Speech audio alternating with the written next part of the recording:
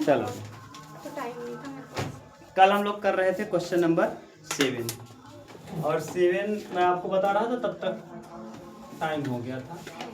7 number फिर से देख लो, मैं दोबारा बोल दे रहा हूँ। कह रहा है कि एक निर्माता 3 प्रकार की वस्तुएं यक्स, वाई और जेड का उत्पादन करता है, जिनका वह 2 बाजारों में विक्रय करता है। वस्तुओं की वार्षिक बिक्री नीचे सूची में दर्शाई गई है। देखो, ये 6:30 बजे से आई है। बाजार है सपना नहीं बताया सपना और उत्पादन है। सपना ना बोली थी ना। 6:30 हो जाएगी तो। हाँ यार सर से पूछो 6:30 बजे। हाँ, और तुम लोग कोई नहीं बताया, बताओ बस क्या लोग हो? चल हमारा नंबर ही नहीं था। कहाँ नहीं है उसके पास उसके पास तो नहीं बताया। हाँ, दोनों लोग के पास हमें लगा है शादी में रही रात तक। अरे चुप अरे रहो, फिर भी तो बहानेबाजी मैसेज कर करते हो देना तुम लोग। ये शादी में गई थी, इसने खुद बोला था। शादी में गया था सुबह तो देखा सुबह तो बेब है, शादी से 3 बजे आओगी तो फिर कोचिंग आओगी।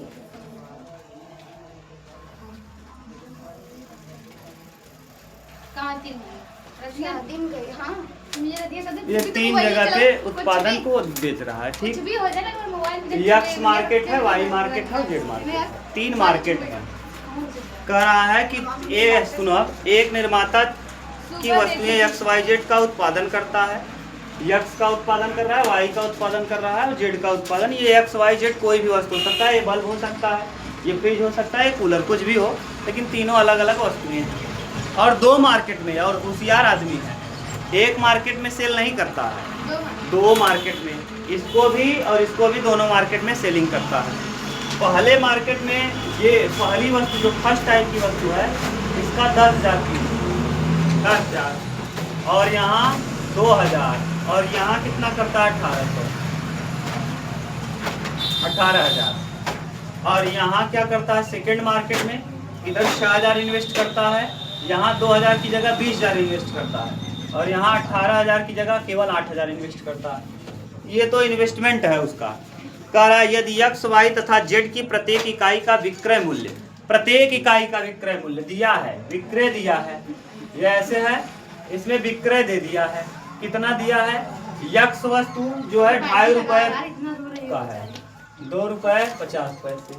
वाई वाली वस्तु 1.5 रुपए की है, और जेड वाली वस्तु 1 रुपए की है, ठीक। अब आपसे कह रहा है तो प्रत्येक बाजार में कुल आय आव्यूह बीजगणित की सहायता से ज्ञात कीजिए। पहले बाजार में कितना रुपया इन्वेस्ट किया है, दूसरे बाजार में कितना किया है, ये आपको आव्यूह विधि से ज्ञात करना है। क्लियर बात है? देखो, 10,000 के हिसाब से, 2.5 रुपए के हिसाब से 10,000 वस्तुएं अगर बेचेगा तो उसको कुल कितना मिलेगा? 25,000। अरे 10,000 का दुगना 20,000 और 50 पैसा यानी आधा हजार, तो 10,000 का 2.5, हाँ 25। नहीं समझ आया का? 10 दूना 20 और अठन्नी अगर 10,000 अठन्नी बा तो 5,000 रुपया हो जाए, यानी कितना? 25। ठीक बात बा? ये है प्लस 2,000 के 1.5 रुपया के हिसाब से 2,000 और 1 3,000 केवल। अरे पागल, 2,000 1 रुपए के हिसाब से 2,000 और आधा रुपए के हिसाब से। वाह, आपके दर्शन हो करके मैं धन्य हुआ। वाह रे भाई वाह, 4-5 दिन में 1 दिन आते हो। कहाँ गए थे? शादी में। अब की बार कौन घटना घटी?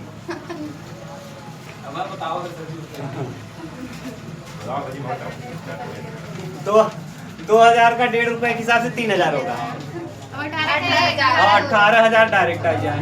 ये तो आई है फर्स्ट मार्केट में, ठीक, पहले मार्केट में। दूसरे मार्केट का जरा बता दो। 1250 6,000 के हिसाब से 12,000 और 3 15,000। 12500। हाँ, 12500। कहाँ? अरे 6 का दुगना 12,000। अच्छा, तुम गुणा करने में कंफ्यूज हो। 6,000 के हिसाब से कितना आए? 2,000। हाँ, 6 वो 000 अलग है वो।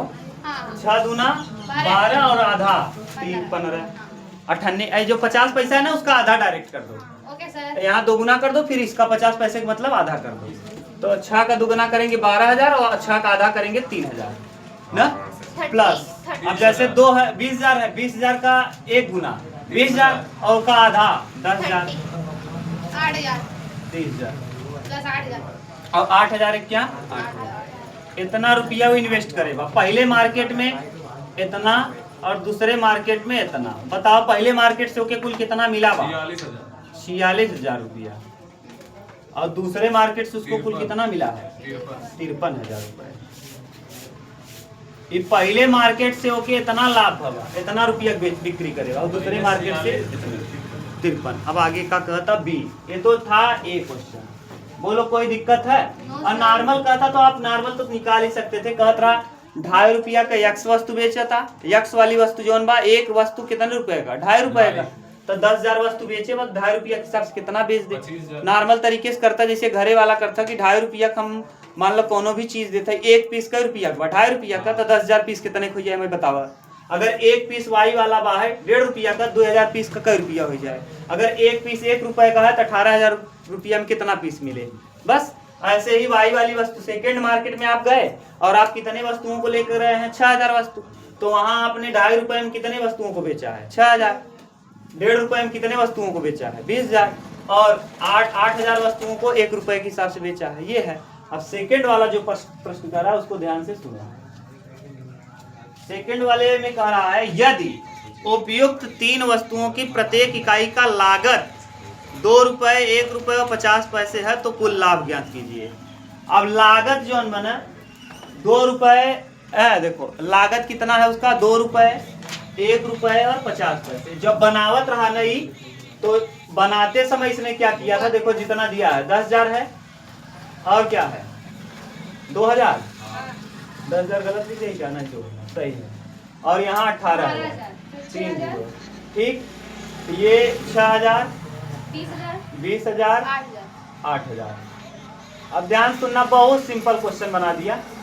कहता हम बनाए रहे इतना बनाकर बेच रहे हैं तो 2.5 रुपए का, लेकिन जब बनाते समय मेरा लागत लगा था ना, ई वाले के बनवे में 2 रुपया लगा था, दूसरे वाले के बनवे में 1 रुपया और हे 50 पैसा का बनत रहा। कितने का 50 पैसा का बनावत रहा 1 रुपया के बेचत है। ये 2.5 रुपया 2 रुपया का बनावत रहा 2.5 रुपया के बेचे है। ये बिक्री मूल्य है और ये लागत मूल्य है। करा 10,000 दूना 20,000 ठीक। और आ गया कितना 2 1 क्या 2,000 रुपए और प्लस 18,000 का आधा करबा तो 9,000 ठीक। 6,000 दूना 12,000 और 2,000 20,000 तो है 2,000 और हाँ 8,000 का आधा करब तो 4,000 50 पैसा के हिसाब से बात 4,000 रुपया। जोड़ा ऊपर वाला कितना आ जाता जोड़ा 20,000 इधर और 20 2 22 22 5 27 9 2 11 31,000 31,000 आ गया 31,000 रुपया। और नीचे वाला 20 20 और 12 32 32 4 36 कितना 1,000। यानी जब तू बनाए रहा अपन मटेरियल ना, तो पहला वाला मटेरियल बना रहा 31,000 का और दूसरा वाला बना रहा 36,000। पहला वाला बेच है 46,000 का, 31 का बनाया और 46,000 का बेच है। बताओ बाबा तू अब एमन तो हर दिमाग काम करे बहुत तेज। 31,000 रुपया तू गाय खरीद के लिए आया ना और कितने बेच दे वो जाना था 46,000 का। तुम्हारी घाटा हो कि फायदा कितने फायदा खर्च के बताए थे हमें। 46,000 का बेचा है और खरीदे रहा कितने का 31,000। तो कितने का फायदा भा भैया। पहले मार्केट में तुम्हें कितने हजार का फायदा भा 15,000 का। फिर दूसरे मार्केट में क्या करे है बनाए रहा प्रोडक्ट कितने हजार का 36,000 का और बेच कितने का है 53,000 का। तो 53,000 का बेचा है और बनाए कितने का रहा 36,000 का। तो कितने का लाभ हो गया 17,000 का। बोला कहाँ दिक्कत बा। ऐसे जीरोवा से ना कंफ्यूज मत होया। देखो हम जैसे बोलते हैं ऐसे घटावा करें। हम 36 रुपया का सामान बनाए रहे और 53 रुपया का बेच दिया, कै रुपया फायदा भर? 17 रुपया, और तीनों जीरो चिपकाए दे 17,000 खोइए। हम बनाए रहे 31 रुपया का, मान लो 31 रुपया कोनो सामान बनवा, और जब मार्केट में लगे तो बेचा कितने का? कितना रुपया फायदा पाए? 15। तो 3 जीरो जो छोड़े रहो के चिपकाए दे, यानी 15,000। तो दोनों कुल मिलाए तू कितना लाभ कमाया? कुल लाभ एक दरे कमाया 15,000 और एक दरे कमाया 17,000, तो टोटल कितना लाभ भर तो है? फर्स्ट मार्केट और सेकेंड मार्केट से मिलाए के तो है 32,000 का हो गया प्रॉफिट भर। बोला है प्रश्न कह रहा आलोक मिला लो तरफ सर जी हमारा आवत रहा 31-36 आया, हमने घटावत ना पहले वाले में। अरे यार तो लाभ हुए वो था ना, जैसे तू बनाए कितने का? क्यों समय जब ना समझ पाओ रहे सर। लागत माने लगाए है अब भाई क्या है और बिक्री माने बेचे। हम लगाए रहे 3 रुपया। जैसे आजकल मार्केट में लोग पानी बोतल बनाते हैं, हाँ 2 रुपया के ऊपर खर्च आवत है, बोतल और पानी मिलाकर 2 रुपये, उसको बेचते हैं 5 रुपये का, तो कै रुपया प्रॉफिट लेती है? छोटका बोतल 5 एक बिका था ना, 10 का बिकता है। छोटा वाला जो आता है एकदम इतना बड़ा 5 का, तो 2 रुपये उसमें आता है पूरा लागत मिला के सब कुछ, तो कै रुपया फायदा होता? 5, 3 रुपये का फायदा हो रहा। वही तो पूछा था, लगावा हम कितना? 2 रुपया, अब बेचा के 5 का, कितना प्रॉफिट पावा? 3 का। हाँ अब बतावा। वीडियो बन गई। नहीं एकदम। चलो देखो 8वां देखो, 8वां दिया है यक्स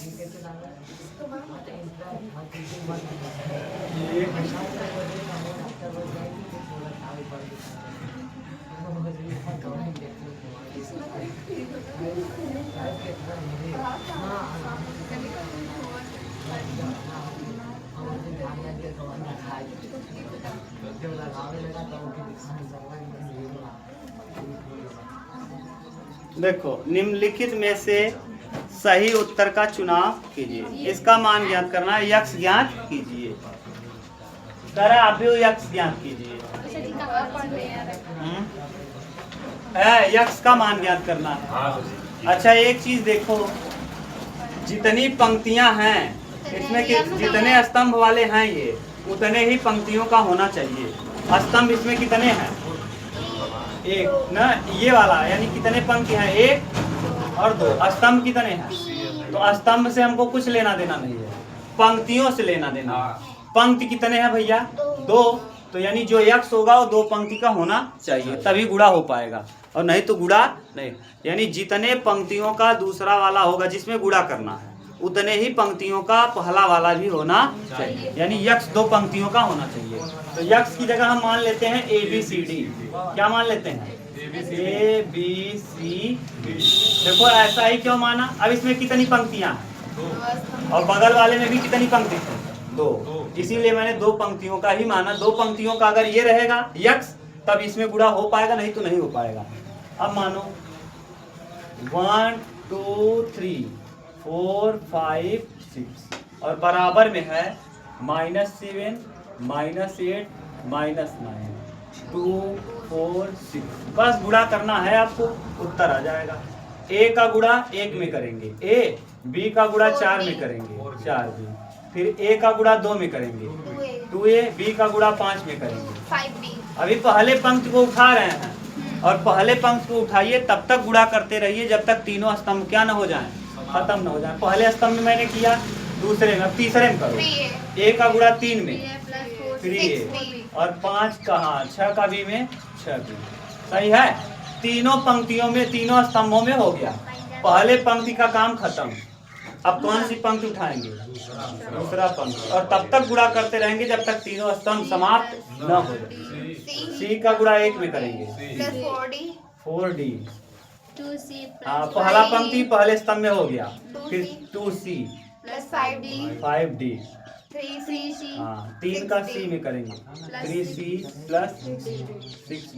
ये हो गया।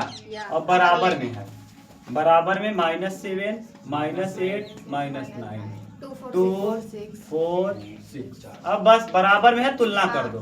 क्या कर दोगे? हाँ ये वाला हो जाएगा पहला वाला, ए प्लस 4b बराबर 4b -7 बराबर माइनस 7 2a प्लस 5b बराबर 2a प्लस 5b बराबर बराबर माइनस 8। 3a प्लस 6b बराबर अब जाने दो, ए वाला दो ही लो ना, ए भी यहाँ है, ए भी यहाँ है, इससे दोनों हल हो जाएगा। समीकरण 1 समीकरण 1 और 2 मान लो, इसको इसको 1 मान लो, इसको 2 मान लो। यहाँ c प्लस 4d बराबर 2 है ना, c प्लस 4d बराबर 2 और 2c प्लस 5d बराबर 5d बराबर 4 और अभी ये हो जाएगा थर्ड और ये हो जाएगा फोर्थ। और अभी आंचल मैंने पढ़ाया कक्षा 10 में, या तो a को बराबर करो या तो b को घटाने के लिए। इसमें 4 a है, यहाँ 2 a है और यहाँ केवल a है। इसमें अगर हम 2 का गुणा कर दें और इसमें ले आके जोड़ दें तो 2 का गुणा a में करो, 2 देखो 2 का गुणा करना है, गुणे 2 2a plus 8b plus 8b minus 14 सही है। घटा दो, यहाँ माइनस यहाँ माइनस यहाँ माइनस है तो कट गया। 8 में 8 और हाँ माइनस 3 और यहाँ 14 में से 8 जाएगा 6 प्लस में 6 3 दूना b बराबर -2 b बराबर -2 आ गया। पुट कर दो a प्लस 4 गुणे -2 बराबर -7 4 दूना 8 -8 बराबर -7 तो यहाँ उस तरफ जाएगा प्लस हो जाएगा, a बराबर 1 आ जाएगा ना। अरे -8 है उस तरफ जाएगा प्लस हो गया। अब यहाँ देखो, इसीलिए मैं कहता हूँ कक्षा 10 वाला पढ़ लो ना, जिसको कम आता है वो पढ़ लो। यहाँ देखो 2c है और यहाँ c है तो इसमें 2 का मल्टीप्लाई कर दो और यहाँ ले जाके जोड़ दो 2c प्लस 8d बराबर 4 2 दूना, ये क्या हो गया माइनस माइनस माइनस, ये भी 0 हो जाएगा, ये भी 0 तो d का वैल्यू आ जाएगा 0। अगर d 0 आ गया तो हमको c का वैल्यू निकालना है, c प्लस d का मान 0 बराबर 2 तो c बराबर आ जाएगा 2 हो गया। कहाँ दिक्कत है बताओ। ये टोटली कक्षा 10 था, नीचे वाला टोटल कक्षा 10 कंप्लीट। कक्षा 10 का प्रश्नावली 3b 3c 3d 3e 3f, ये चारों प्रश्नावली यही है। ठीक,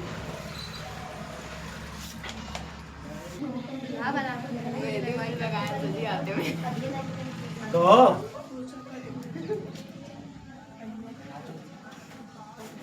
का नाम बनमुआ नहीं जानी तो वही का मुआ ना ऊपर। ए बहू, ये बतावा तू हाथे मेहंदी वेहदी लगाए कहाँ गए है? अच्छा, तो कहत रहा चाचा तो हमार बहुत मिर्चुक है और हो जाए काहे भी ना यार।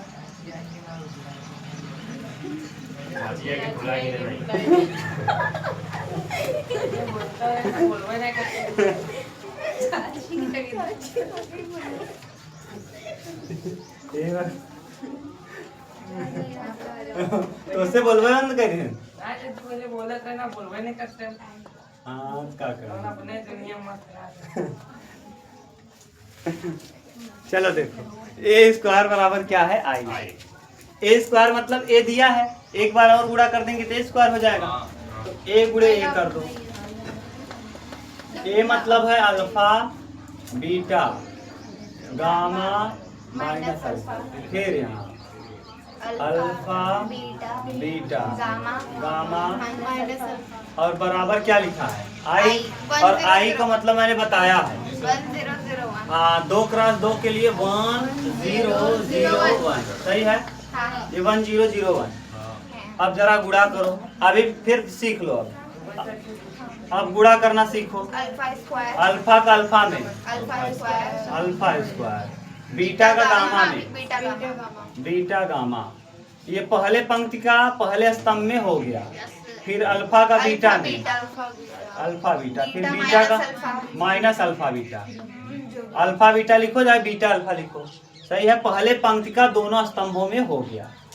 अब दूसरे पंक्ति को उठाइए, गामा अल्फा, फिर अल्फा गामा, गामा अल्फा यहाँ भी लिख दो, फिर अल्फा का बीटा में gamma beta, sorry gamma beta, फिर अल्फा का अल्फा में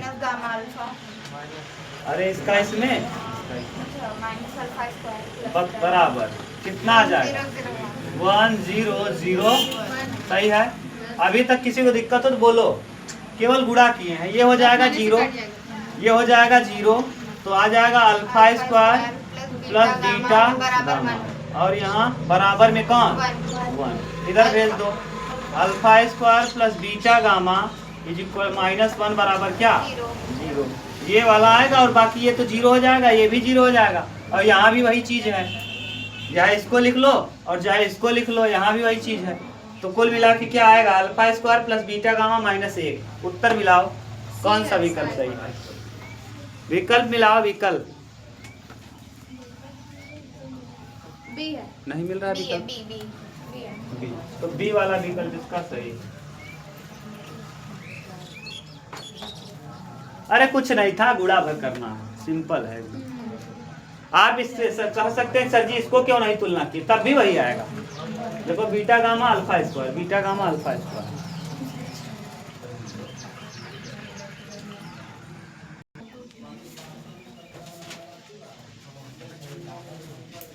यदि एक आव्यूह सममित तथा विषम सममित दोनों ही है तो है अगर कोई आव्यूह सममित भी हो और विषम सममित भी हो, ये तभी संभव है जब शून्य हो। क्या हो? शून्य।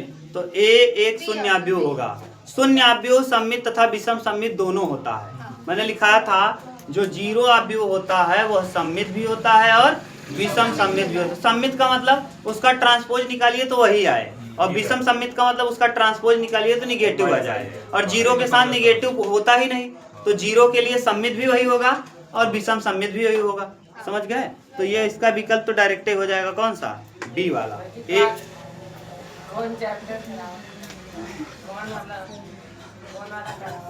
विविध तीसरा चैप्टर।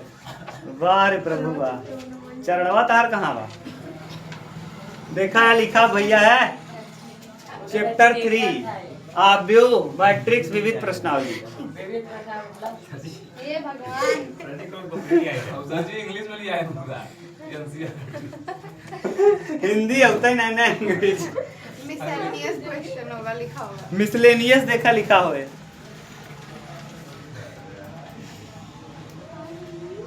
बीएससी वर्ड के पढ़ा था ना याद हेलो, हाँ अभी नहीं पढ़ा रहे हैं।